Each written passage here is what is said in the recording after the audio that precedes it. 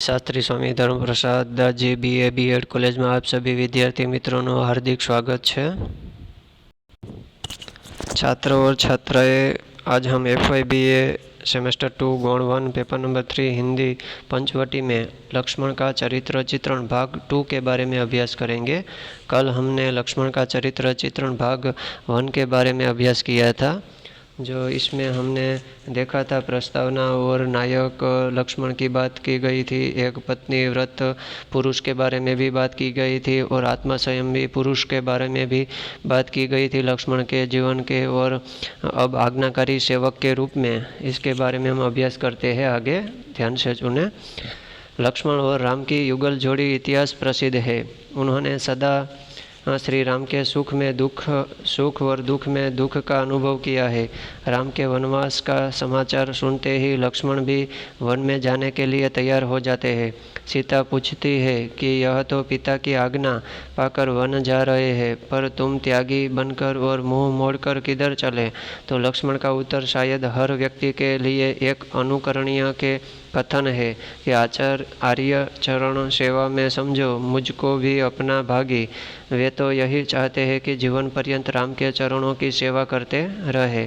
तो यहाँ आज्ञाकारी सेवक के रूप में भी दिखाई देते हैं लक्ष्मण, जो लक्ष्मण और राम की युगल जोड़ी इतिहास में भी प्रसिद्ध है और हमारे भारत देश में भी प्रसिद्ध है और हिंदू धर्म में भी प्रसिद्ध है। उन्होंने सदा श्री राम के सुख और दुख में सहभागी रहे हैं। राम के वनवास का समाचार सुनते ही लक्ष्मण भी वन में जाने के लिए तैयार हो जाते हैं और सीता उसको पूछती भी है कि यह तो पिता की आज्ञा है, पाकर वन जा रहे हैं, तुम त्यागी बनकर कहाँ मुंह मोड़कर चले? तो लक्ष्मण भी इसका शायद व्यक्ति के लिए अनुकरणीय के कथन भी है और आर्य चरण सेवा में समझो मुझको भी अपना भागी, यानी कि राम की चरणों में वे हमेशा के लिए वो तैयार है और तत्पर रहते हैं।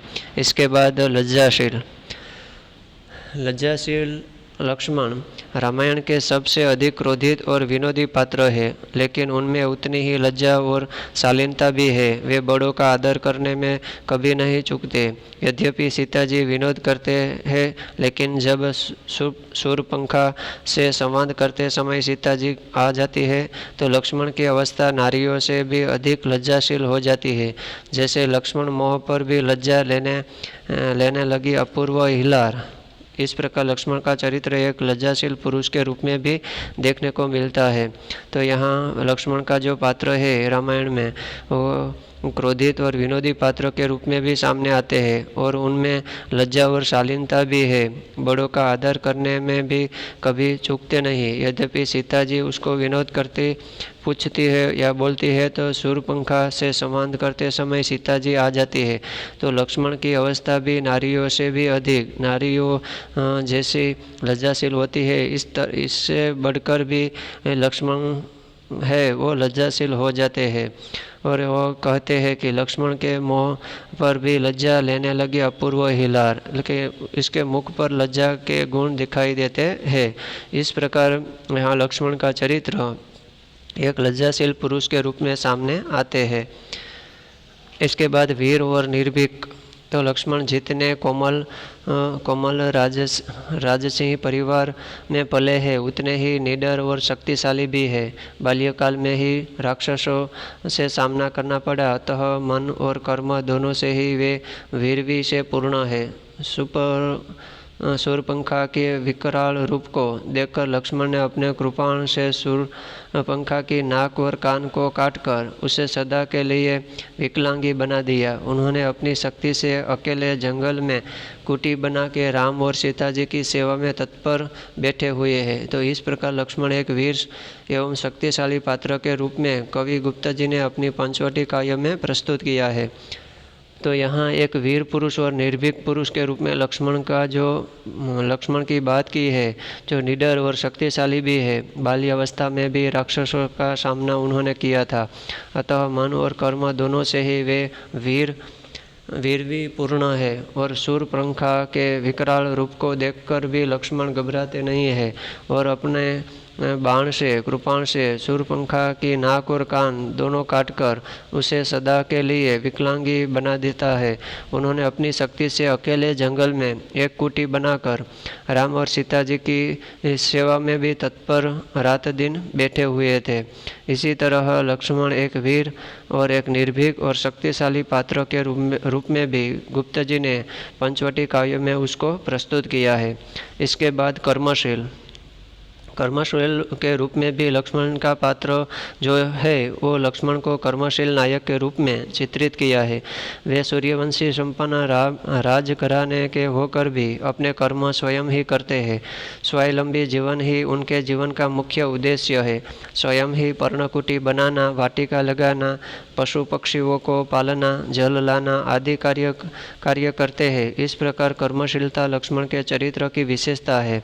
तो यहाँ गुप्त जी ने जो लक्ष्मण की बात की है नायक के रूप में, एक कर्मशील नायक के रूप में, उसे जो चित्रित किया है वो एक सूर्यवंशी राजघराना से होकर अपने कर्म स्वयं ही करते हैं और स्वावलंबी जीवन ही उनके जीवन का मुख्य उद्देश्य भी है। स्वयं ही पर्णकुटी बनाकर वाटिका लगाना, पशु पक्षियों को पालना, जल लाना आदि कार्य भी लक्ष्मण करते हैं। और इसी प्रकार कर्मशीलता लक्ष्मण का चरित्र भी और इसकी विशेषता भी बतलाई है। इसके बाद बुद्धिशील, लक्ष्मण एक बुद्धिशील पुरुष भी है। लक्ष्मण शक्ति संपन्न होने के साथ साथ एक बुद्धि संपन्न भी है।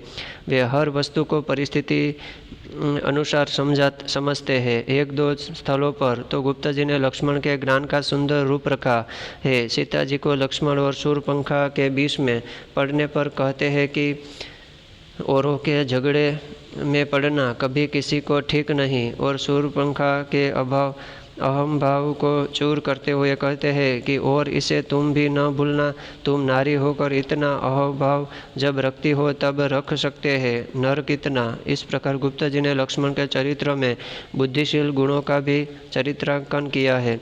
तो यहाँ मैथिली शरण गुप्त ने लक्ष्मण एक शक्तिशाली पुरुष तो था ही, साथ में वो बुद्धि संपन्न भी पुरुष था।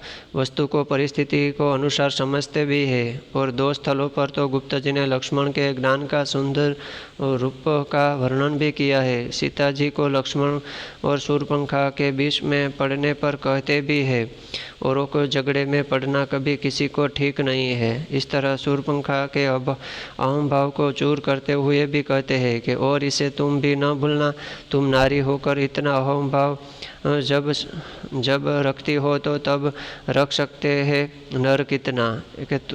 ऐसे बताते हैं कि आप में जो अहम भाव है और नारी में, तो मेरे जैसे पुरुष में कितना ये भाव होगा। तो इस प्रकार गुप्त जी ने एक बुद्धिशील लक्ष्मण के रूप में भी उन्होंने वर्णन किया है। इसके बाद आकर्षक व्यक्तित्व, लक्ष्मण का व्यक्तित्व भी अत्यंत ही सरल सलोना और मनोमोहक है। उनकी क्रांति और दीप्ति को देखकर भला कौन आकर्षित नहीं होगा। गुप्ता जी ने उनकी इस आभा का अत्यंत ही सुंदर वर्णन किया है। गुप्ता जी ने लक्ष्मण के आकर्षित व्यक्तित्व का वर्णन करते हुए उनको योगी, वीर, वृत्ति एवं मोहक व्यक्ति बताया है। इस प्रकार काव्य में लक्ष्मण का एक आकर्षक व्यक्तित्व दिखाई देता है। तो यहाँ मैथिली शरण गुप्त ने जो लक्ष्मण का जो व्यक्तित्व था एक आकर्षक के रूप में माना गया है, क्योंकि सरल सलोना और मनोमोहक है। उनकी क्रांति और दीप्ति को देखकर भला कौन आकर्षित नहीं होता। गुप्ता जी ने उनकी आभा का अत्यंत सुंदर वर्णन भी किया है। गुप्ता जी ने लक्ष्मण के आकर्षित व्यक्तित्व का वर्णन करते हुए भी कहा है कि वो योगी, वीर, वृत्ति एवं मोहक व्यक्ति भी बताया है, क्योंकि इसके मोह में शूरपंखा भी मोहित हो गई थी। इसके बाद निष्कर्ष में उपर्युक्त लक्ष्मण के चारित्रिक विशेषताओं के आधार पर हम यह कह सकते हैं कि लक्ष्मण अत्यंत भी भावमणीय रूप से बने हुए हैं, जिस पर कोई कामिनियाँ एक साथ वारी जा सकती है। उनमें वे सभी गुण भरे हुए हैं जिसमें सुयोग्य पुरुष में होने चाहिए। गुप्त जी के काव्य का नायक वस्तुतः धीर, वीर, गंभीर, कुसुमा, युद्धो, भोगी, कर्मशील, प्रशांत, मोहक, आकर्षक और धीरोदत्त है, जिसे समाज का एक आदर्श प्रतीक स्वीकार किया जा सकता है।